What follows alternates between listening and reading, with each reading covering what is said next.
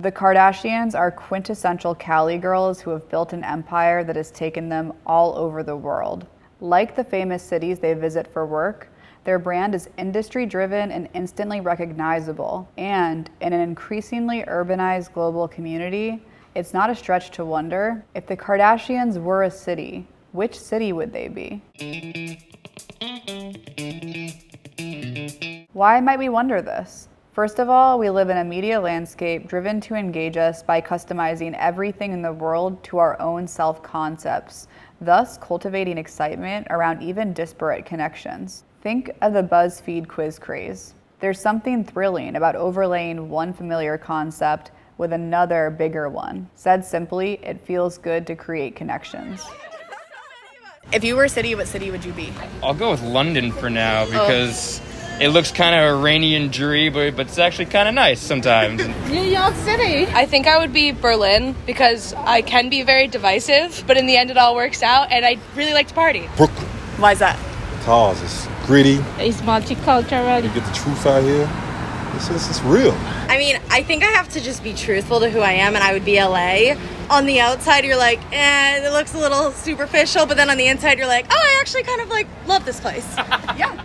Also, viewing concepts through lateral frameworks can sometimes help us make sense of each concept even better. So when I say the Kardashians are Las Vegas, that can help us separately understand both Vegas and the Kardashians in new ways. Why would anyone want to study a city, though? Why would anyone want to study the Kardashians? Cities are important. Do you live in a city? Odds are that you do. Over 80% of the US population lives in major cities. You meet different people, you get to do different things. It's the land of the opportunity, you have everything you need. Do you feel like your city's culture has shaped you as a person? I asked the community on my Kardashian Colloquium Instagram account, and pretty much everyone said yes. This may be true, but it's also true that you and everyone around you makes the city what it is. How do people shape cities? They bring the culture. I think New York definitely also has like that big sense of community, and a lot of areas are kind of like immigrant areas, and they all come together and it's kind of like a big family. You also have this like changing life cycle and like evolution, which happens in both people and city. So kind of like as people grow up, neighborhoods might change, things might kind of morph, but oftentimes they come back to the start again. Like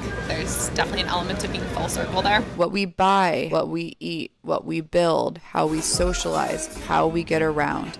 These are the things that shape a city. This interplay is why studying cities can tell us about the world we live in, our human history, our social trends, the directions society could go. Deep data about the world can be found from cities. Things on the train. Yeah. It's sort of like it's its own little Instagram, Twitter in real life for people. Yes. It's almost productive. Like they're like, it's a production, and to the whole point, they're like, this is my stage, and you're my audience, and you're like, I just want to get to work, but okay. Meanwhile, we're all living second lives online. Media theorist Marshall McLuhan had a name for the phenomenon that would eventually become the internet, the global village. Everywhere is now our own neighborhood. We know what it's like to go on safari in Kenya, or to have an audience with the Pope, to order a cognac in a Paris cafe. But not only is the world getting smaller, it's becoming more available and more familiar to our minds and to our emotions. The world is now a global village. A global village. A massive virtual realm of worldwide connection. It makes sense to view the Kardashians as a city because, like it or not, they are almost like a capital city of the global village that we all live in today. That's it, we're done. After all, like public figures, cities have brands. The reputation and overall vibe of a city can motivate us to move there, or maybe just visit and then flex on Instagram that we saw it. In any case, spending time in a city stimulates its economy and culture, thereby promoting its continued relevance and development. Now might be a good time to mention that this same dynamic can eclipse a city's history and exploit its culture, but more on that later.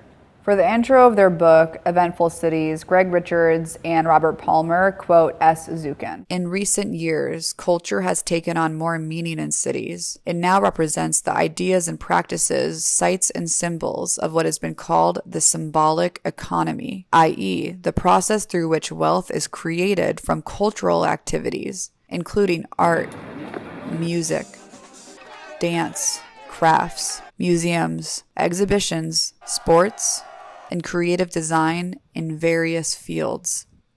This new concept of culture increasingly shapes city strategies in the face of both global competition and local tensions. Basically, a city needs to be dynamic, busy, and uniquely identifiable in order to thrive, especially in a world projected to have 43 megacities by 2030. In a megacity world, countries can be suburbs of cities. By 2030, we will have as many as 50 such megacity clusters in the world. So which map tells you more? Our traditional map of 200 discrete nations that hang on most of our walls, or this map of the 50 megacity clusters? And yet even this is incomplete, because you cannot understand any individual megacity without understanding its connections to the others. People move to cities to be connected, and connectivity is why these cities thrive. We'll get into the meaning of megacities and how they relate to the Kardashians by way of Marshall McLuhan's Global Village and advanced studies. For now, we'll recognize that as a result of the modern city's need to culturally brand itself, we all know that LA's got Hollywood and palm trees. Paris has fashion and sophistication. New York is both gritty and cinematic. Much business strategy, design, and history contributes to the strength of those public images. To remain so dominant, the Kardashians face several tasks. 1. Creating a family culture we'll care about, however begrudgingly. 2. Perpetually conveying creativity, even if at times they're promoting illusions of creativity and are really just copying. 3. Amplifying their brand across a global stage. But what city is Kim Kardashian? We're gonna go over LA, New York, and Paris, exploring why these cities might be the Kardashians, but ultimately don't hit the mark. If you wanna skip to the part that explains what city the Kardashians are, Vegas, and why, so many reasons, skip to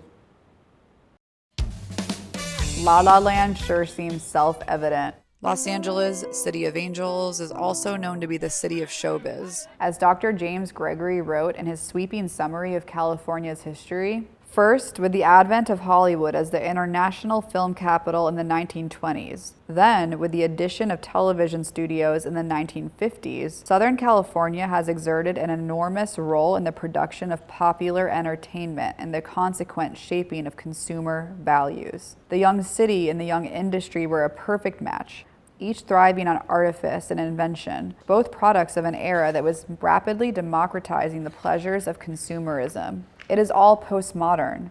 The many voices, the invented personas and plastic lifestyles, the short attention span, a microburst cultural system capable of continuous surprise. Basically, LA is new and diverse, with a reputation shaped by its infamous industry, entertainment. Most importantly, Los Angeles is aware of its reputation, just as the Kardashians, themselves a microburst cultural system capable of continuous surprise, are aware of their own cultural roles. People every day taking pictures of us. Well, to get very technical, my name is Kim Kardashian. No. And Daddy is Kanye West. And Daddy is a singer, performer, artiste. Mommy has so many talents I can't even begin to name them. As Thom Andersen said in his seminal video essay, Los Angeles Plays Itself, the literal signs of the city as a production center are all over its landscape. Los Angeles, it is said, is the most photographed city in the world. If you walk around enough, you'll start to notice the mysterious temporary signs that direct crew members to a movie location.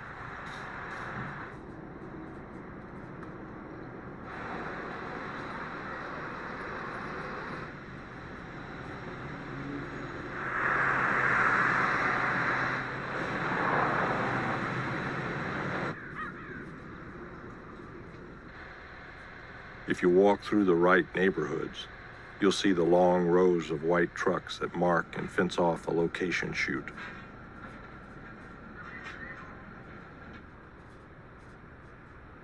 Los Angeles is where the relation between reality and representation gets muddled.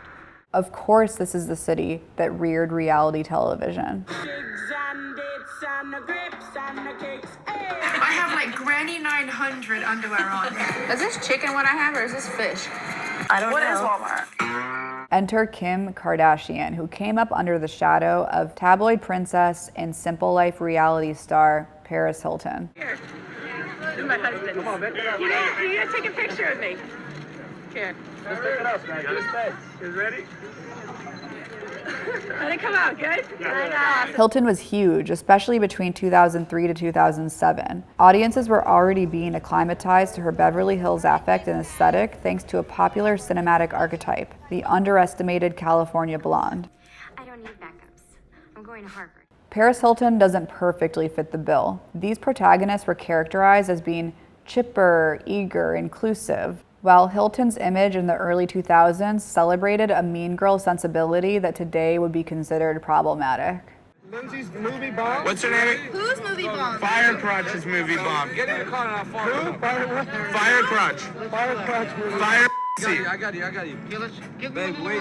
Get in your car and she's following you. Fire. Get in your car, she's gonna follow you out. Let's go. Come on. I love you. Yo, baby, go. Still, thanks to the beloved iconography of Clueless and Legally Blonde and Paris's pervasive paparazzi presence, the Cali Girl concept was well established in mass media by the time the Kardashians arrived, simply by the way they spoke. Like, I want everyone to get together. We're not, like, really hanging out.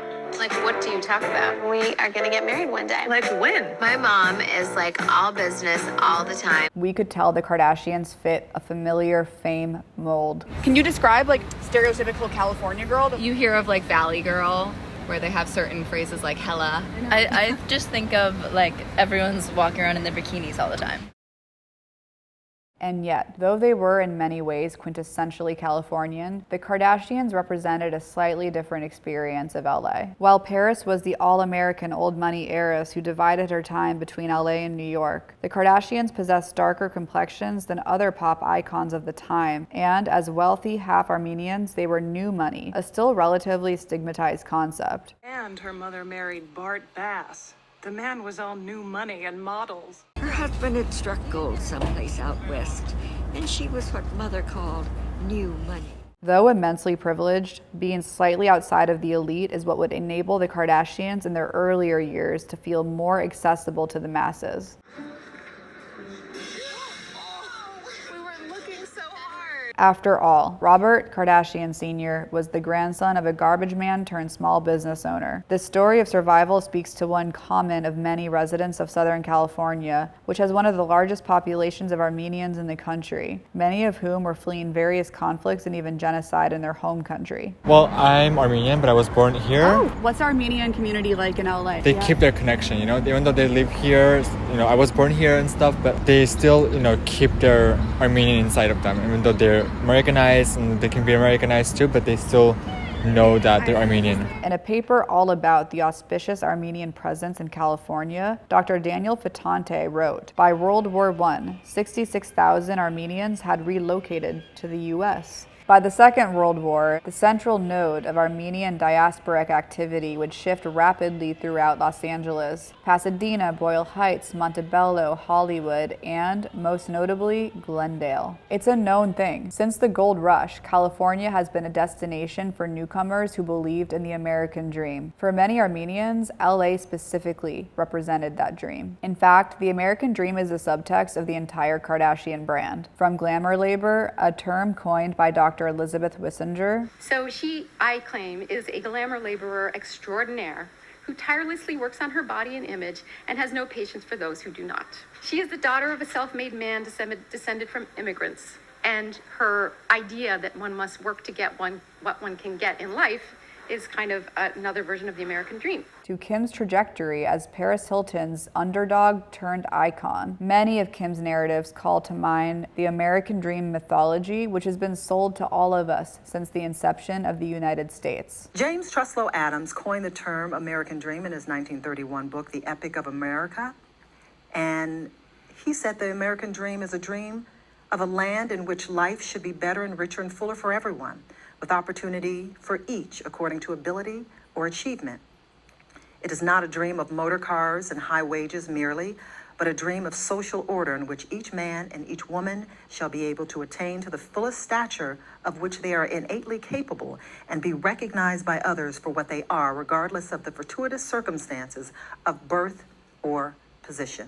Perhaps the long tradition of glorified American dream narratives in media contributes to Kim's deep and likely subconscious resonance with audiences. Underdogs intrigue audiences. We've been watching them forever. And while Kim's climb from the cover of dog magazines to the cover of Vogue may not have been as noble as the diasporic survival efforts of her predecessors, California did serve as a setting to both narratives. But before Armenians and other immigrants could even come to SoCal in hopes of better lives, California needed to exist as an American state. I've mentioned several times that California is a young state. Why? Here's some context. The state of New York was established in 1776. California was formally established in 1850. How can that be compared to Kim? First of all, as I mentioned before, compared to the era's well-established tabloid stars, Paris, Britney, Lindsay, Kim herself was fairly new to the publicity scene.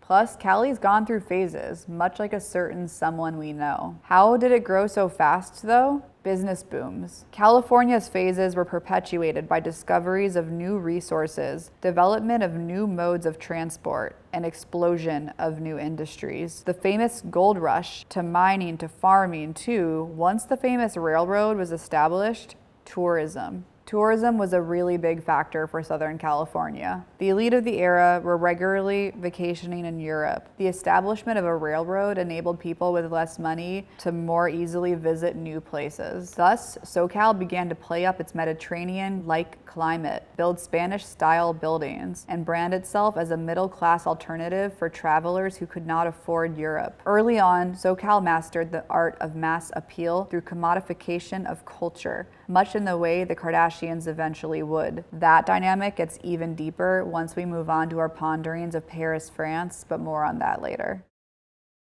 For now, let's talk about this fact of California history: fast growth due to explosive industry, and its resemblance to the primary cause of Kim's fame: a perfect storm of social media apps that were developed around the same time she hit the scene. When we started doing our show, there was barely Twitter. I say this all the time. I remember when Ryan called and said, you should tell Kim about this thing called Twitter and tell her to get on Twitter. And I'm like, really? There was no Instagram, there was no Snapchat and TikTok and all this stuff. We were like, came along at a time when it was the perfect storm. 50% of success is showing up, and Kim's fame blew up in large part due to her notable presence amid the explosive popularity of social media technology. We all kind of know this. The evolution of Kim's career and its virality has paralleled the evolution of new media itself. Basically, neither California as we know it nor Kim would exist with so much power if not for business booms in California's case and the social media revolution in Kim's. The development of California was, of course, a process rife with colonization and displacement of indigenous and Mexican peoples, two concepts that are key when thinking about the ever-evolving and appropriative Kardashians today. Even when Southern California began to adopt Spanish-influenced aesthetics, the architecture was distinctly European Spanish. As Gregory writes, California reversed course in a carefully constructed campaign to claim a Spanish but not Mexican past. Cannot wait to have an Armenian baby. And probably a little bit of black. It's gonna be Armenian baby. It's gonna be a little like Northy. Let's not make this a race war. And speaking of appropriation, another facet that contributed to Southern California's value was its varied topography. Varied terrain and eclectic architecture allowed Los Angeles and its environs to play almost any place.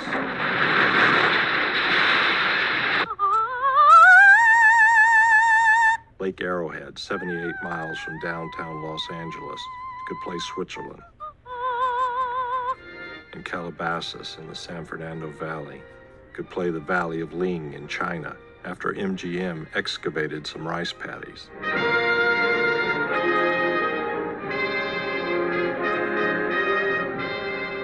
More often than not, Los Angeles played some other city. The fact that Calabasas could look like China is part of why Hollywood could develop where it did compared to any other region. The studio systems made the most of the area's aesthetic fluidity, much in the way the Kardashians wield their ethnic ambiguity to alternately connect with expansive demographics of the United States' melting pot. You are 94% Armenian. That explains all the hair. And you are 6% Native American. What? You are 6%. Or outrage bait the public by turning culture into commodity. Even the derision the public expresses towards the Kardashians is not unlike the cinematic treatment of Los Angeles, at least according to Thom Andersen. As he points out in Los Angeles Plays Itself, there's an entire cinematic tradition of depictions of the destruction of LA. And that Hollywood takes a special pleasure in destroying Los Angeles, a guilty pleasure shared by most of its audience. The entire world seems to be rooting for Los Angeles to slide into the Pacific or be swallowed by the San Andreas Fault.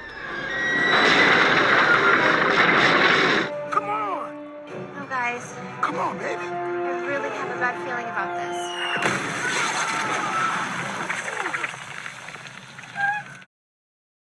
This might be why the Kardashians live in formidable fortresses. This was the very first house I bought on my own. I love this house so much. And I really feel like I built this amazing fortress.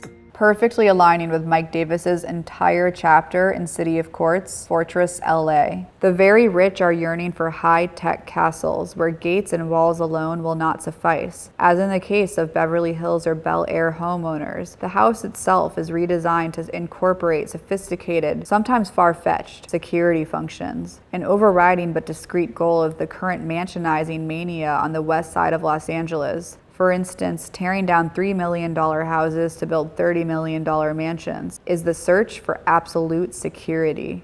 In other words, the way the Kardashians live is only an amplification of a growing phenomenon amid the wealthiest parts of the city. According to Davis, the LA elite seek to separate themselves as much as possible from a population he calls undesirables. They do this by essentially militarizing their homes and supporting legislation and city design that makes the city powerfully uninhabitable for the less privileged, especially Black and brown people. The guy across right over from me, he was packing up his hangar. I said, "Where are you going?" And he says, "I'm moving to Sedona, Arizona. I can't take it here anymore. I can't walk down the streets and see the homeless." I don't want to leave.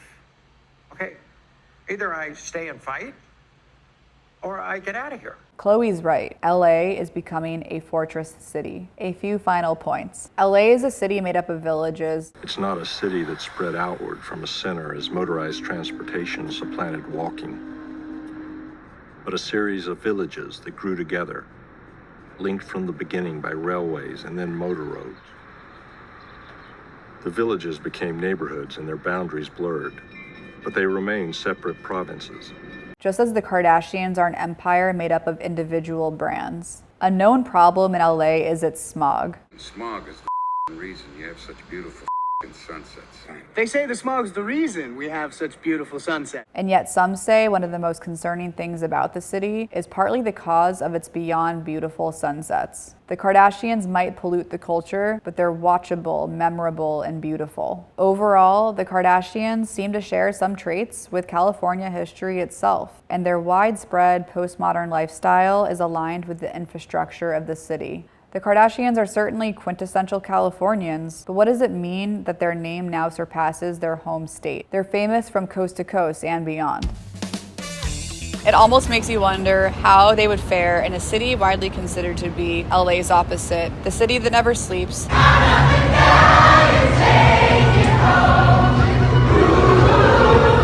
capital of the world, New York City.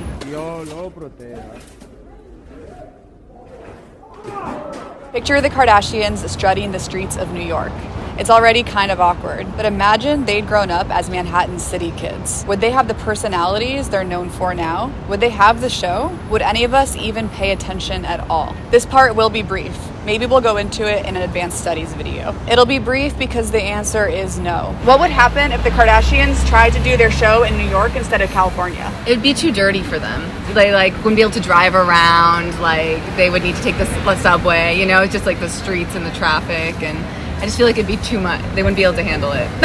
The Kardashians could not make it in New York, and there's not a lot I could say to compare the two metaphorically either. Even though New York was home to the origins of the pop art movement, even though media buzzes through the city as well, especially news media, even though Kris Jenner possesses as much grit as any tableau of the New York City avenues, I believe there's something about the chaos of New York City that would drown the Kardashians out. As Baudrillard wrote of New York, you rediscover a feeling of glory in New York, in the sense that you feel wreathed in the general energy of the place. New York doesn't allow itself to be a mild backdrop for some main character. New York is the main character. And for the Kardashians, that would be an unhelpful distraction. The Kardashians thrive when they're living a spectacle through a screen. Screens, TVs, phones, whatever devices are the main mediums through which we experience Kim and the rest of her family. But in the streets of New York, spectacle is IRL, and it is to be expected. Jean Baudrillard also wrote, "Nothing could be more electrifying, turbulent, and vital than the streets of New York. They are filled with crowds, bustle, and advertisement. Millions of people in the streets, wandering. Doubtless they have nothing else to do than produce the permanent scenario of the city. In New York, everyone walks. Spectacle is everywhere. Spectacle is casual. In fact, every street you walk down is like a new channel on a television or a story post, with something novel to observe. Only arguably better than anything shown on media because it's real." Juice got the train station lit right now. Yeah! You gotta let us get Juice, y'all. You got the train station litty right now. Boy got the train station lit right now. Shit like that. Shit like that. Like that. Juice. Juice got the train station. I got the train station. You gotta get The Kardashians belong on the screens. What about Paris, France? Kim got her start thanks to a best friend ostensibly named for the city. There's that famous phenomenon called Paris syndrome, which refers to the profound disorientation experienced by some tourists when they come to the City of Light with a media-rendered expectation of what it will feel like to be there. And then that expectation is shattered by the real experience of the actual environment. I've heard that seeing the Kardashians in person has a similar effect. I have met in the flesh Khloe and Kim for filming. Now, granted, there were cameras on both occasions, and it proved that they exist, and even still knowing that they exist and touching their hands and seeing their body, I still question if they exist. I'm not sure what I saw. You know what I mean? I have video footage, I have pictures, you can watch the episode and see me in the background, and I'm still not sure that any of it happened. Finally, Kim herself has spent a lot of time in the City of Light. In fact, in Paris, she experienced a near tragedy that sent shockwaves across the world. Let's break it down. Why was Kim in Paris on that fateful night? She was in town attending Paris Fashion Week, which in and of itself was a symbol of her success. Paris is seen by Americans as an exclusive city. How do Americans perceive Paris? Snooty. Yeah. They really stuck up, but they're cool. Isn't it the fashion capital of the world? Yeah. That's just what I would associate with it. European fashion. Maybe it's more taupe kind of colors. So Kim's invitation to Paris was an important step for her, and the robbery only drew more attention to a vital fact. Kim was in Paris for Fashion Week. This is a big deal, but even Vogue would validate. Paris has often claimed to be the epicenter of fashion, a city of haute couture, whirring ateliers, and terribly good taste. Its reputation is one built on a very particular image of heritage and elegance. This fact gives Paris particular relevance to Kim's goals. Her brand has always been built upon her love of fashion, from season 1 to season 20. I really want to do some kind of show that shows my life and what I do and my closet stuff, and all of that would be really fun for me because that's so natural.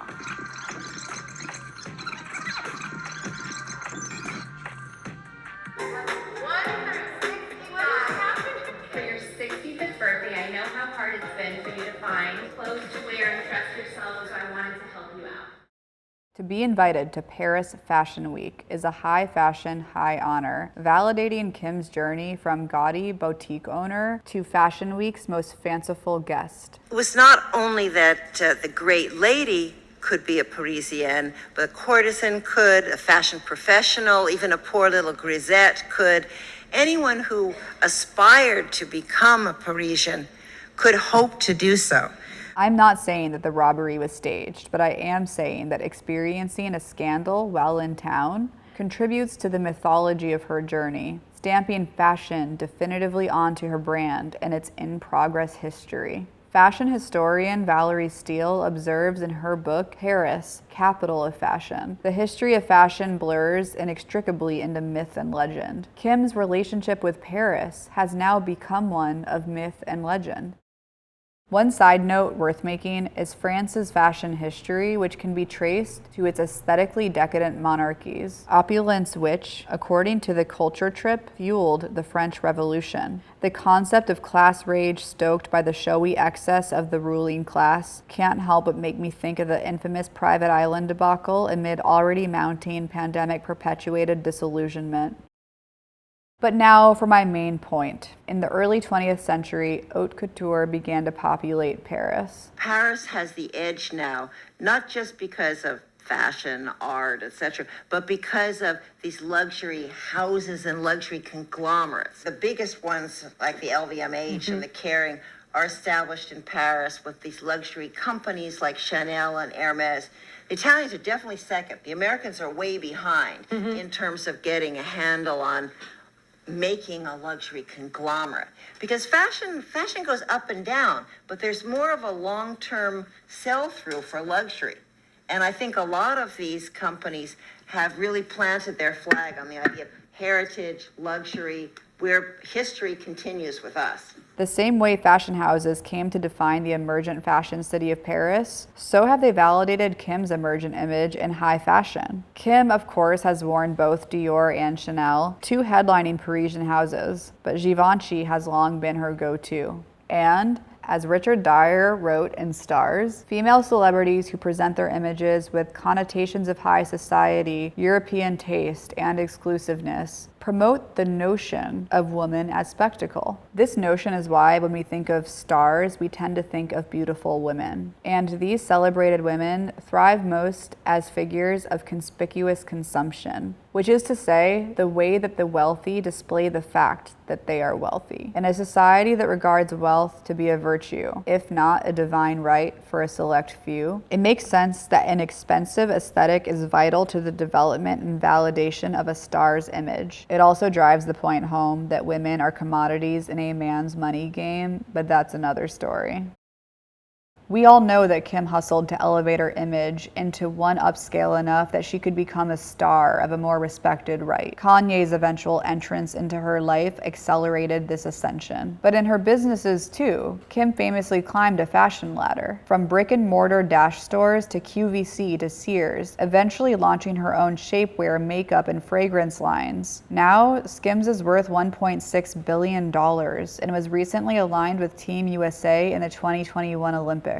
When I think about the Kardashians' business ventures and the way they market them, I think of Edward Bernays' media theory classic Propaganda, which explores the insidious ways that ideas can be disseminated in order to subliminally influence public opinion and consumption. Bernays wrote that 4 groups might help to change the fashions: the society leader, the style expert, fashion editor and writer, the artist who might give artistic approval to the styles, and beautiful mannequins. I'd argue that Kim was a consenting mannequin for Kanye West, who played most of these other roles, with a little help from Anna Wintour, who played fashion editor. Bernays also stressed that business getting bigger requires new modes of establishing contact with the public, a dilemma out of which the only logical way is to develop some sales appeal other than mere cheapness, to give the product, in the public mind, some other attraction. What's a unique way to make the public feel intimately and uniquely connected with your product?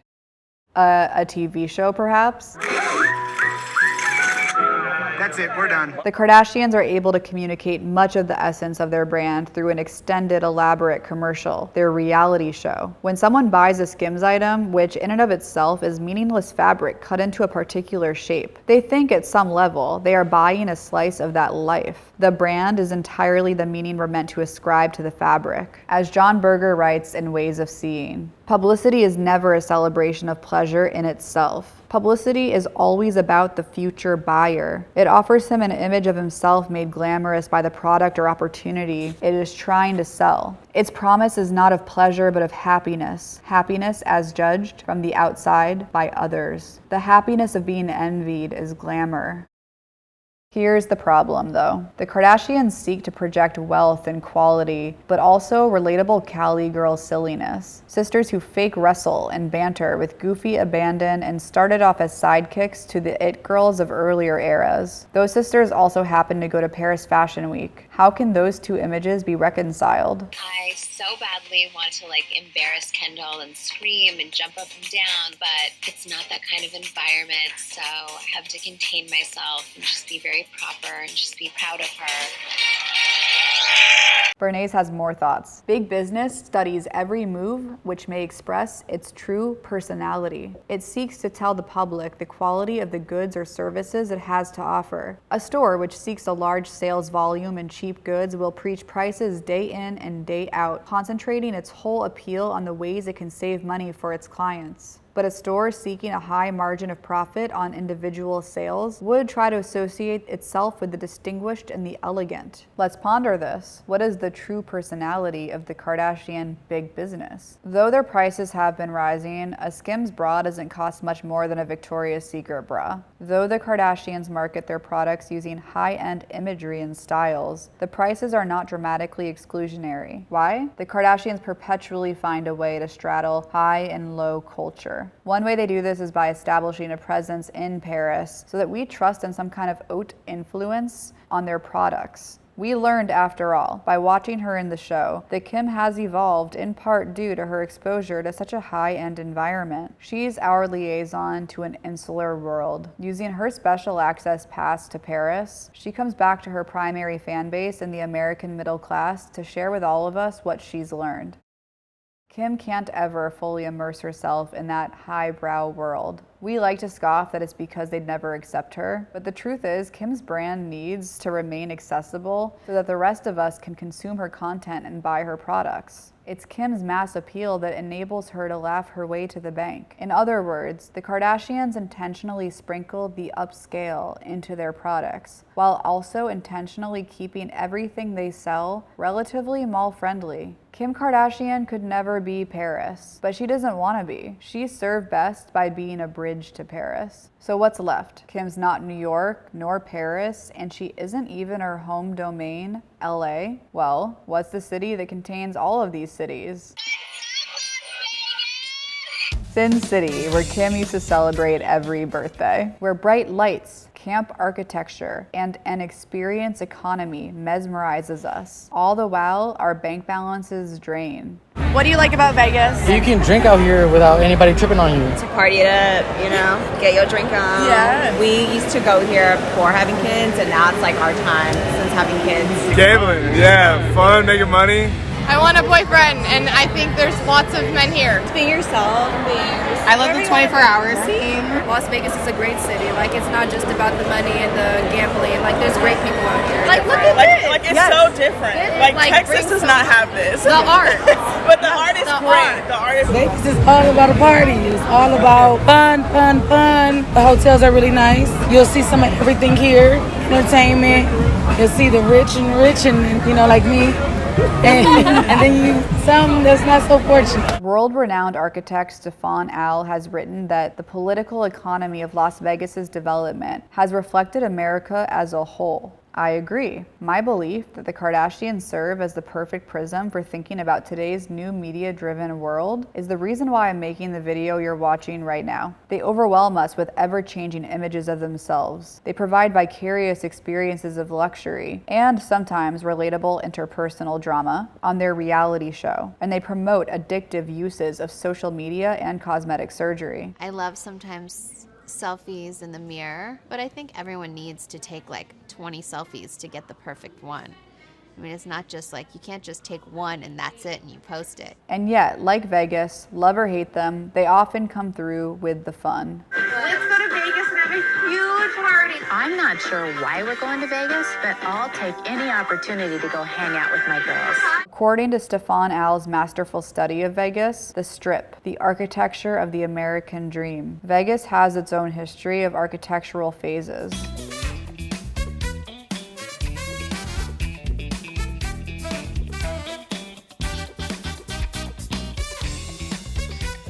As we know from California, phasic development is the name of Kim's game. But what makes Vegas a little different from California through a Kim context is that Vegas's architectural evolution can be likened to the surgical creation of her literal body.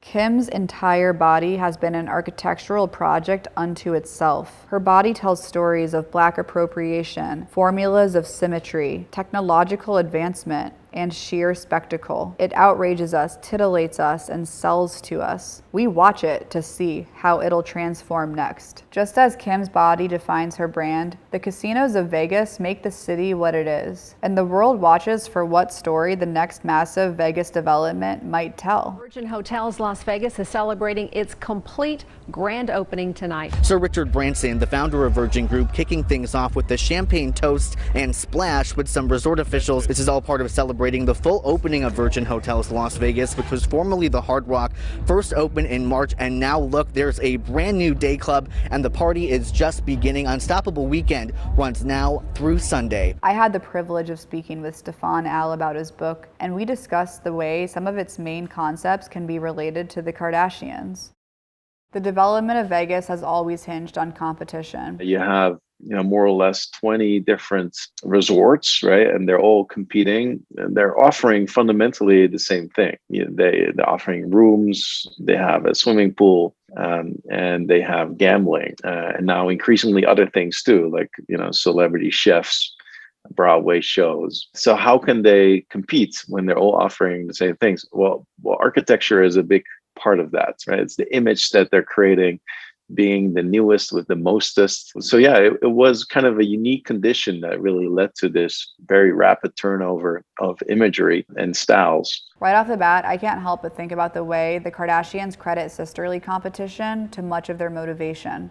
I really It was almost like a competition, between like the race, like who's gonna do what and what's your thing and what's. I don't necessarily find the competition aspect not the competition between the brands, but like almost like, well, what are you doing? What are you gonna do? I feel like we motivate each other and encourage each other. But it's not only the sisters who compete with one another. The Kardashian brand is part of the fashion, tech, TV, and social media market, and it needs to compete with other celebrities, beauty brands, and reality shows. Which brings us to the popular question of why the Kardashians are so powerful compared to other celebrities. Sex sells. We got a Kim K cutout in our Airbnb, so that's... What do you think when you saw it?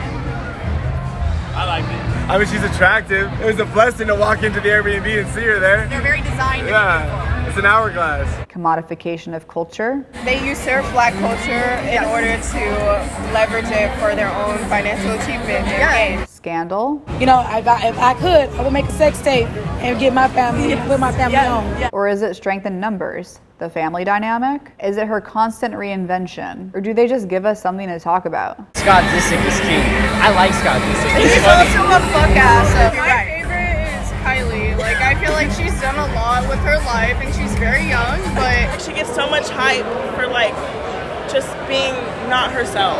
Don't really like Kylie Jenner. Just don't think she's super real about things. Yeah. I don't know, I think they're funny. Like some things that they say and then their cat fights, I think they're funny. They're kind of funny, yeah. Anything Khloe says, honestly. No, yeah, honestly. I mean, they look good. Totally overdone and they're overexposed, but...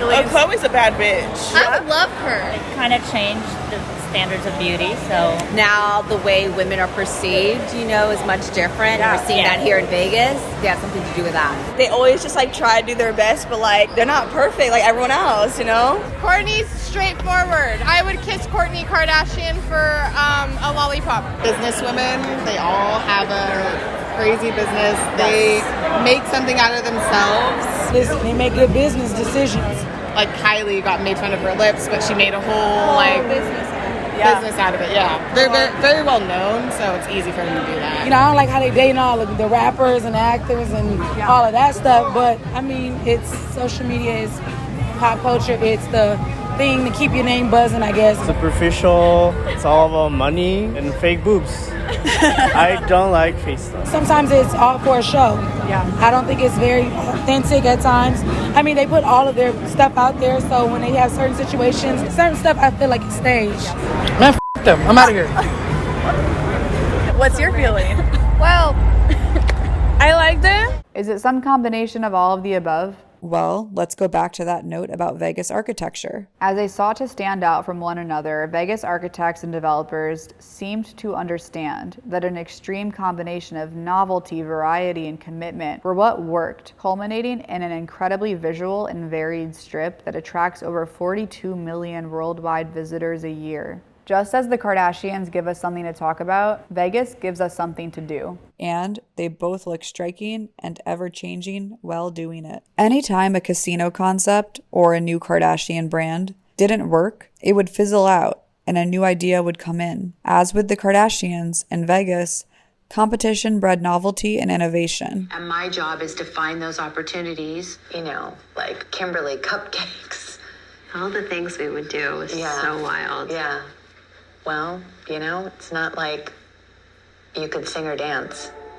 We made the best of it, but it got us to here. So to give you one example was the Treasure Island, which was created in the 90s to attract families. So it had pirate shows and things like that, skull and bone signs. And a couple of years later, they realized the families didn't spend as much. And then it kind of went away from that to a more kind of minimalist theme. And it rebranded from Treasure Island to TI in a little more kind of generic style. So these images can also provide a problem at times. And then it's sort of self-selective, where the money is where they develop. And if there's not money, it kind of goes away. And that's sort of formative to the shaping of Vegas. One of the earliest examples of Vegas's investment in novelty were its commodification of culture. Sometimes this was self-contained and illusory, like the Aladdin Hotel and its reference to the Middle Eastern folktale's famous lamp, reminding us of the time Kim Kardashian playfully dressed up as Princess Jasmine. It's Princess Jasmine. You're really Kim. No, it's not. It's Jasmine. Other times, this was offensive, like many showgirl reviews that sexualized and caricatured culture, reminding us of the many times that Kim Kardashian has capitalized on Black history and trauma. A kaleidoscope spectrum of recreation, reference, caricature, and appropriation exists in Las Vegas. And it's all a high-scale manifestation of an age-old publicity tradition. As John Berger writes in Ways of Seeing, publicity turns to its own advantage the traditional education of the average spectator buyer. What he has learned at school of history, mythology, poetry can be used in the manufacturing of glamour. Cigars can be sold in the name of a king, underwear in connection with the Sphinx, a new car by reference to the status of a country house. These vague historical or poetic or moral references are always present. The fact that they are imprecise and ultimately meaningless is an advantage. They should not be understandable. They should be merely reminiscent of cultural lessons half learned. Publicity makes all history mythical, but to do so effectively, it needs a visual language with historical dimensions. In other words, when we see iconic images that we know are somehow tied to history, we take notice and we kind of like it. It feels important and intriguing. This might even be why there's such a fascination with the iconic now on social media. They show up to the Emmys in these iconic outfits. Hello, Brad sunglasses. This is an iconic pair, okay? Enter Kim Kardashian, The more powerful and global and therefore genuinely glamorous her brand becomes, the more she aligns her imagery with the iconic and important. Her perfume is an emoji. It's a pop art pair of lips. It's an ancient-looking sculpture of her own body. The same goes for Vegas and its iconic casinos. As Robert Venturi, Denise Scott Brown, and Steven Eisner write in Learning from Las Vegas, for 3 days, one may imagine oneself a centurion at Caesar's palace, a ranger at the frontier, or a jet setter at the Riviera, rather than a salesperson from Des Moines, Iowa, or an architect from Haddonfield, New Jersey.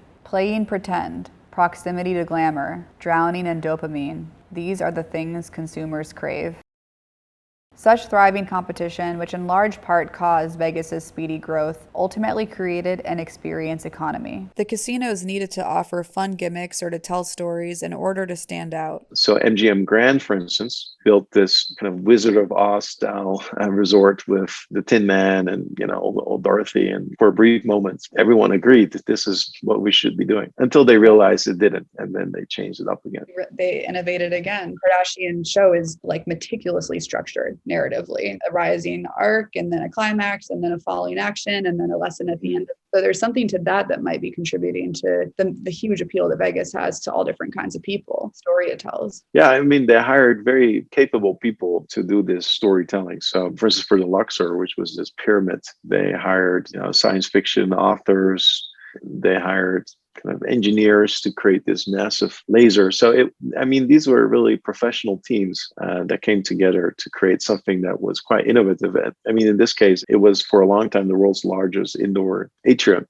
So quite spectacular. So yeah, they tapped into some kind of Hollywood narrative that maybe you're finding is also shaping those Kardashian shows. There are all kinds of studies and theories to explain the human fascination with story, from the monomyth literary theory to hormonal science. According to master marketing storyteller David J.P. Phillips, good stories can induce an angel's cocktail of hormones that emotionally invest us. The more emotionally invested you are in anything in your life, the less critical and the less objectively observant you become. And the greatest emotional investment of all is falling in love. Now, falling in love resembles a good story. And the thing with storytelling is that the same thing can happen.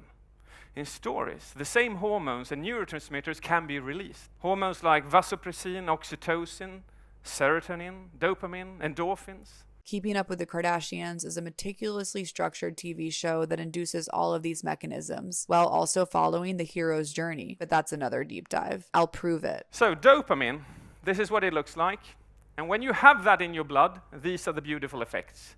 You get more focus, more motivation, and you remember things in a better way. So how do you do that? Well, what you do is you build suspense, you launch a cliffhanger, and the most beautiful thing of all is that all storytelling is per definition dopamine creating, because it's always something that we're waiting and expecting. Seriously, I need an answer. How long is this going to be? Seriously, I'm impatient now. What's happening? Should I finish my sentiment? No, I really need an answer. What is going to happen? I'd now like to go to oxytocin. Is that okay as well? I'll induce that. The beautiful effects of oxytocin are the following. You become more generous, you trust me more, and you bond to me. So how do you do that? In storytelling, you create empathy. So whatever character you build, you create empathy for that character. And oxytocin is the most beautiful hormone of all, because you feel human. It's all replaceable if none of it matters. Just you.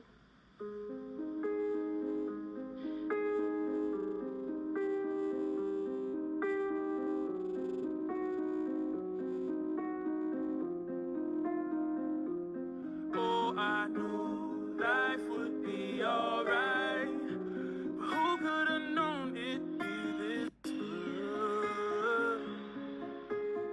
Oh, and they tell me it gets better, better, better. Now the third and last hormone is endorphins. So how do you create endorphins? Well, you make people laugh. What happens then is that they become more creative, they become more relaxed, and again they become more focused.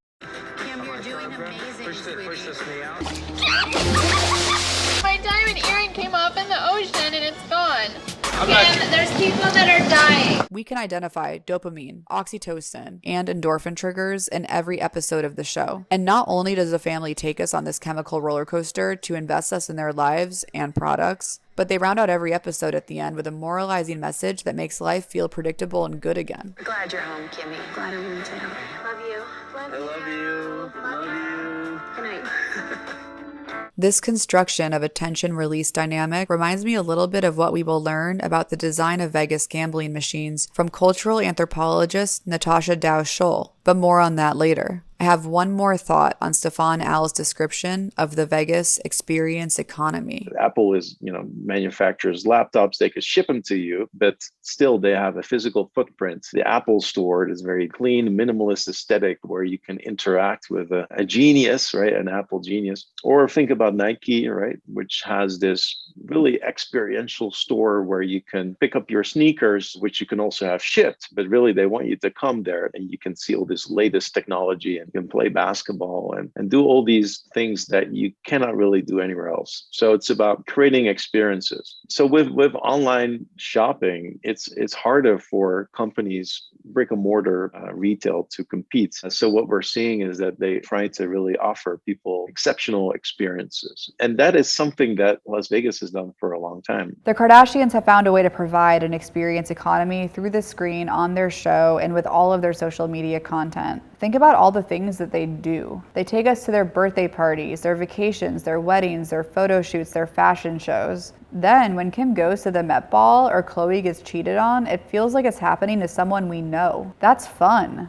It gives us something to talk about with each other. It gives us stories to live through. Or anything going on with like Kanye and Kim, like them two is always a funny time. I want that Addison Rae and Courtney relationship like me and Chloe so bad. Yeah. I love her attitude. I swear Chloe is us. Chloe is us. She's upfront and personal, and I'm upfront and personal. Yeah. Lurid stories of the mafia, the Rat Pack, and even the Kennedys all aided in the making of Vegas hype. Mythologies of certain mafia murders helped the business for some casinos. So do the complicated and sometimes controversial mythologies that predate Kim Kardashian herself. Robert Sr.'s OJ trial, Caitlyn Jenner's Olympics, Kris Jenner's open history of extramarital affairs, causing questions of Khloe's true parentage. Just as its heavy history helps Vegas's iconic reputation, the Kardashian family history too endows depth to the self-mythologies they spin today. Speaking of self-mythologizing, we might want to discuss Cher, the living legend of Lux Vegas residencies. The Armenian connection Kim shares with Cher is of significance. Kim uses her love of Cher to subtly and continuously remind us that she is in fact Armenian. She also uses her love of Cher to validate her own ceaseless cosmetic enhancements, and most of all, to indicate her own intentions of similar career longevity. There's a saying, at the end of the world, all that will be left is cockroaches and Cher. The same might apply to Kim Kardashian too. There are certain casinos with histories, themes, and designs that I would love to compare to the Kardashians. For example, the Mirage, which offered a massive interior jungle with real palm trees and orchids, but over 20,000 feet of fake plants. Apparently, the Mirage's interior designer said that this exhibition enabled guests to have the experience of walking through a jungle without the heat and mosquitoes. And the benefit of mixing real and fake was that people are trying to figure out which is real. This makes me think about the entire philosophy of Keeping Up with the Kardashians, a very precise balance of real and staged. In running my social media account about the family, I've learned that one of the main aspects of their project that engages viewers is the constant quest to identify what drama felt real and which actions were staged. I am the creator and writer of a column called Keeping Up with the Continuity Errors. And if you don't know what continuity is, I'm tracking all of the times the Kardashians have misled us about when certain scenes were filmed or what order or what stories are real or fake, basically. The Excalibur Castle was inspired by the popularity of the Disney castle, but was offensive to many traditional architects because of its exaggerated proportions. Instead of studying the actual interiors of real castles, its designers imitated movie set depictions of castles. The entire hotel casino was designed according to the theory that we recognize caricatures more easily than the real object they represent, since the brain works by exaggerating difference. The Kardashians, behaving in over-the-top ways on their show and building out extreme bodies to be photographed for the media, seem to have this effect as well. We make opinions based on storylines we realize were likely staged because the story got through to us potentially even more clearly due to its absurd exaggeration. What I mean is, audiences don't have the patience to watch for nuance in their TV programming and instead readily grasp on to more obvious narratives. As Stefan quoted of Walt Disney, all characters in fables must be caricatures, exaggerations. It is the very nature of fantasy and fable. Or even how, when corporate gaming laws were lifted, Vegas went corporate and adopted a far more neutral, streamlined, modernist approach, reminding me of how Kim's super corporate leveling up with Kanye influenced her entire aesthetic, turning her and the rest of the family into wearers of Yeezy neutrals. There is so much more to say about Caesar's Palace, the Venetian, Treasure Island, the Tropicana, the Little Church of the West. Every architectural venture on the Strip can be tied to a Kardashian business stratagem. More on that in advanced studies. For now, though, I should shift to the basic concept of casinos. Casinos are self-contained economic and social systems, just as the Kardashians are. In Vegas, everybody's got to watch everybody else. Since the players are looking to beat the casino, the dealers are watching the players. The boxmen are watching the dealers. The floormen are watching the boxmen. The pit bosses are watching the floormen. The shift bosses are watching the pit bosses. The casino manager is watching the shift bosses. I'm watching the casino manager, and the eye in the sky is watching us all. Plus, we had a dozen guys up there, most of them ex-cheats, who knew every trick in the house.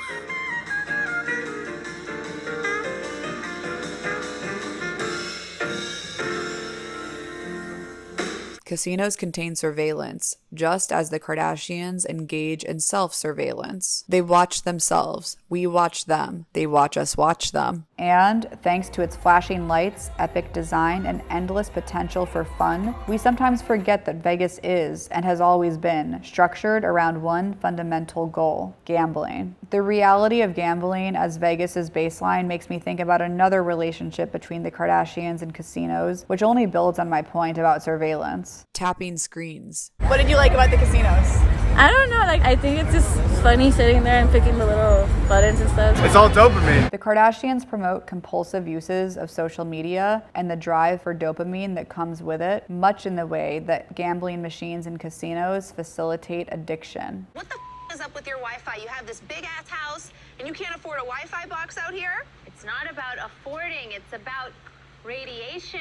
You're gonna die anyway. You understand that, right? Die with a good Snapchat. I had another distinct privilege of speaking with cultural anthropologist Natasha Dow Schull, who has studied these concepts at length. We hear a lot about surveillance online, and whether it's Facebook or companies surveilling us through our data, etc. Lots of people forget that Las Vegas was actually a pioneer before the internet was widely used. Some people may recall that the internet itself emerged out of a military experiment that DARPA did, right, to sort of connect all of these nodes together. So when the guy who headed up that project at DARPA left the military, he moved to Vegas and he helped inform sort of on linking of casinos. So there was a network, right? There was basically a kind of internet happening where you could link together slot machines and early versions of like frequent flyer player cards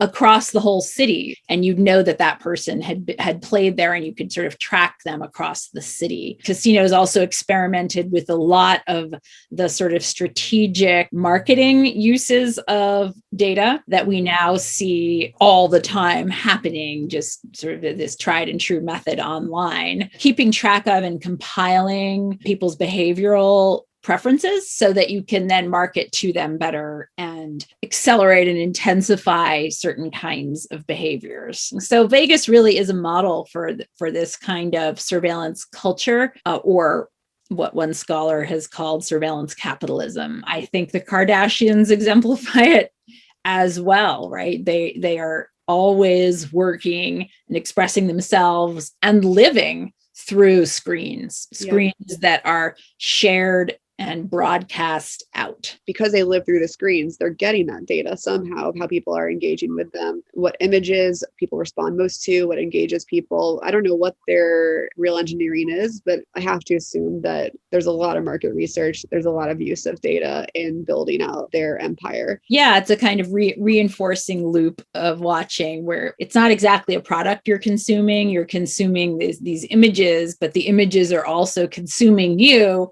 and gearing themselves to better attract, hook, and hold your attention.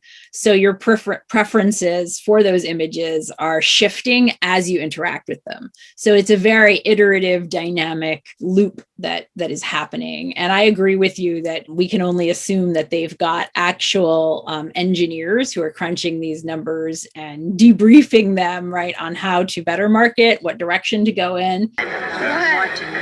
But we should remember that we're all doing a version of this. Like we are all in this surveillance mode, even when it's as simple as, oh, look, I've gotten so many likes on this post, but not this post. 2 of my other posts are so close to getting 4 million. They're like 3.99, but like, who cares, right?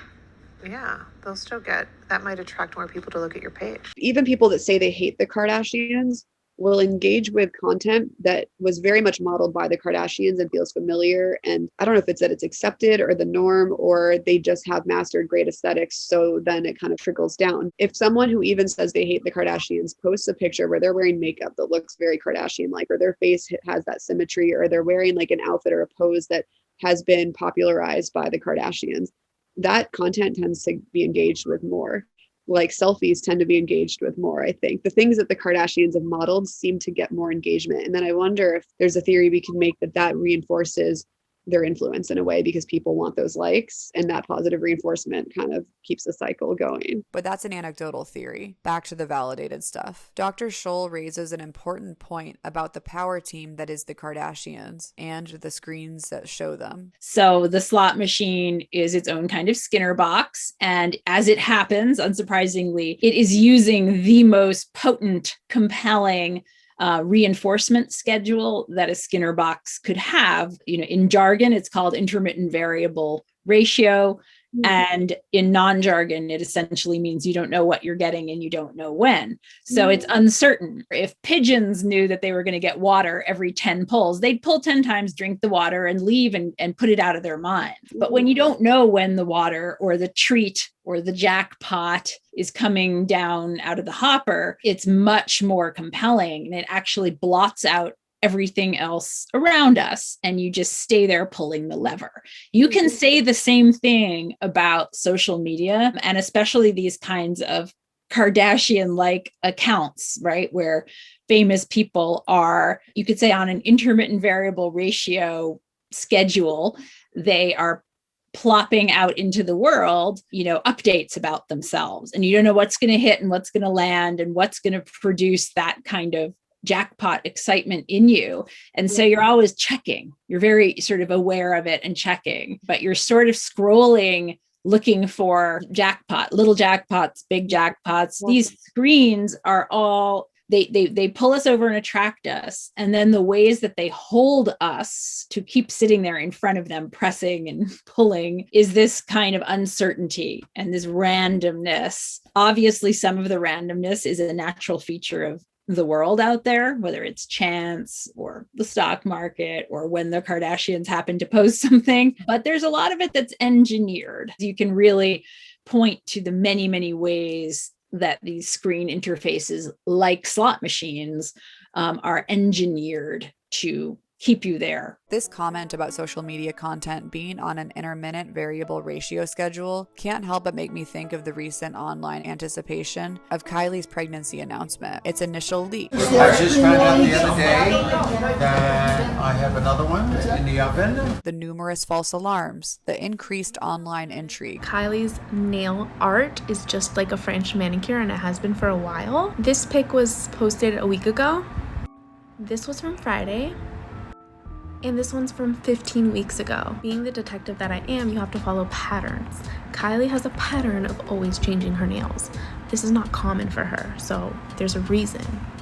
And the eventual high drama, high reward announcement. And how did all of us receive the big news when it finally came? Either on our phones or computers, our portals to the Kardashian hybrid world of family and glamour. Even this experience is not unlike the environmental design of casinos. When you sort of bring the soffits and the coffers down, you dim the lights, and you have everything sort of like a maze, then people will take on a different relationship to the world and to their behavior. It's a different subject position.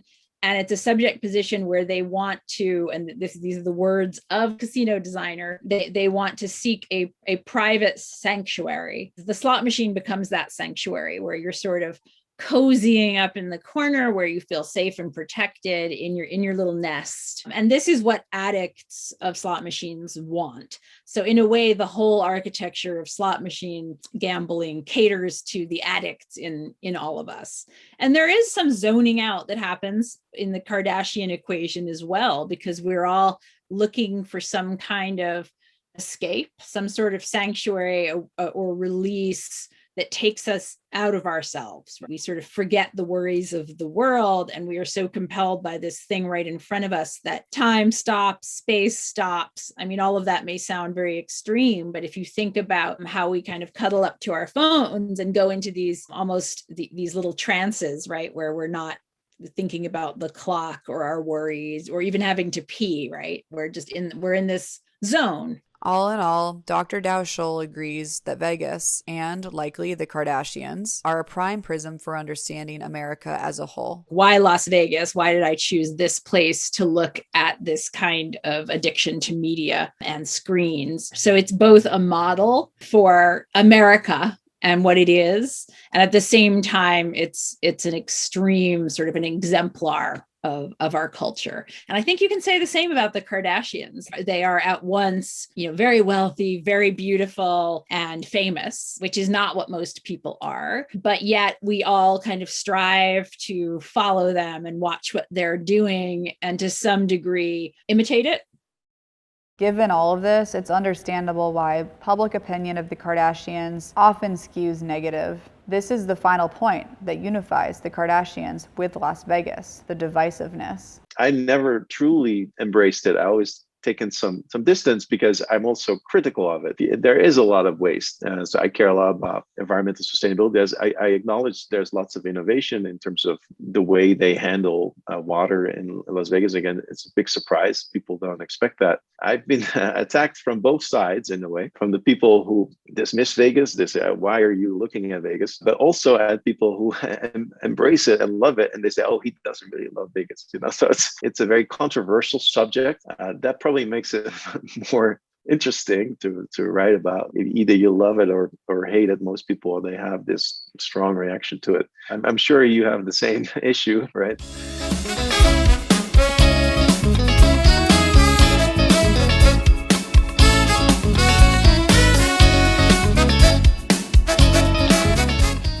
Whether we like it or not, due to the excitement of their perpetual reinvention and the potency of fun and entertainment, plus the more insidious power of addictive functions like gambling and likes, the Kardashians and Vegas both have mighty cultural impact on an increasingly global scale. Vegas, borrower of varied blueprints from around the world, has even become its own blueprint. Macau, China, and Singapore have both built out massive, successful business districts inspired by the Strip. What's happening is that a lot of the Las Vegas companies have gone global, and they're finding bigger profits elsewhere, places like Singapore, places like Macau. So it's showing that the kind of the Las Vegas bred businesses, they are almost everywhere. The Strip is truly global. Meanwhile, the aesthetics popularized by the Kardashians have gone global, and Kim is followed on Instagram by over 200 million people worldwide. Skims, most recently aligned in business with the Olympics,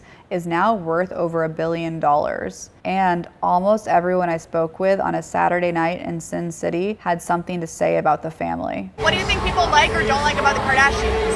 Who? The Kardashians. What are your takes on the Kardashians? On who? Almost everybody. Though keeping up with the Kardashians has ended, we can only brace ourselves for more experimentation, reinvention, and conquest as the Kardashians continue to entrench and expand their ever-changing brand across the virtual soil of the global village, as much as literal ever-changing Las Vegas landmarks have been developed across Nevada's desert land. As Stefan wrote of Vegas, the Strip began as an exception, but increasingly it has become the rule. Can the same be said of the Kardashians?